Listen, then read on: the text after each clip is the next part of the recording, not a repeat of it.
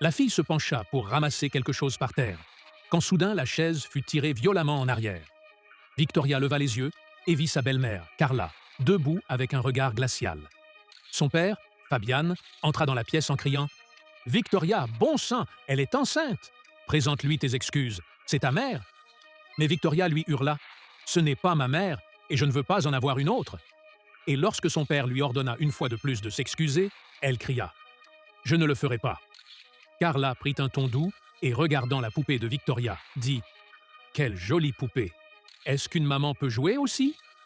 Mais Victoria répondit sèchement « Non, et ne tente pas d'être mon amie, ça ne marchera pas. » Plus tard, Carla murmura « Peut-être qu'elle ne veut pas jouer, parce qu'elle sait déjà assez jouer de moi. » Mais elle continua à faire semblant que tout allait bien.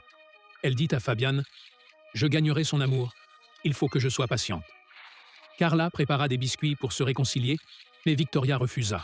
« J'en veux pas. » Fabian essaya de calmer les choses et demanda « Tu ne pourrais pas être gentille avec Carla ?» Victoria cria « Elle ne mérite même pas d'être dans notre maison. » Alors Carla prit la poupée de Victoria et dit « Je vais l'offrir à une petite fille dans la rue. » Victoria hurla « C'est un cadeau de ma maman. Rends-la-moi !»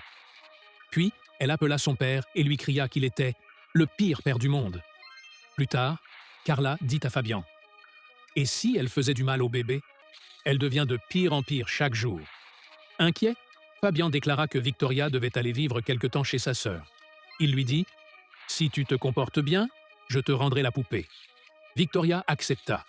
Chez sa tante, tout semblait aller mieux, jusqu'au retour de Carla. Elle murmura à l'oreille de Victoria « Habitue-toi à la solitude. Ton père et moi allons partir loin de toi. » Mais Victoria l'affronta avec courage. « Il découvrira la vérité et il te mettra dehors. » Carla sourit froidement. « Tu as perdu ta mère, et maintenant tu perdras ton père aussi. » Ce jour-là, Fabian revint parce qu'il avait oublié sa mallette. Il entendit des cris et accourut. Carla fit semblant d'être blessée, et Fabian accusa Victoria.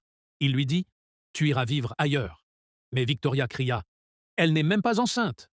Un silence lourd tomba sur la pièce. Victoria expliqua que Carla avait menti sur sa grossesse pour rester dans la maison et profiter du luxe. La sœur de Fabian déclara « Les enfants ne mentent pas. » Carla cessa de jouer la comédie et dit « Je ne vous ai jamais aimé. J'aimais seulement la belle vie. » Fabian, choqué, lui dit de partir.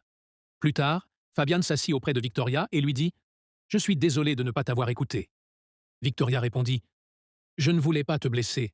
Je voulais juste que tu sois heureux. » Il la regarda en souriant et dit « Je ne te remplacerai pour rien au monde.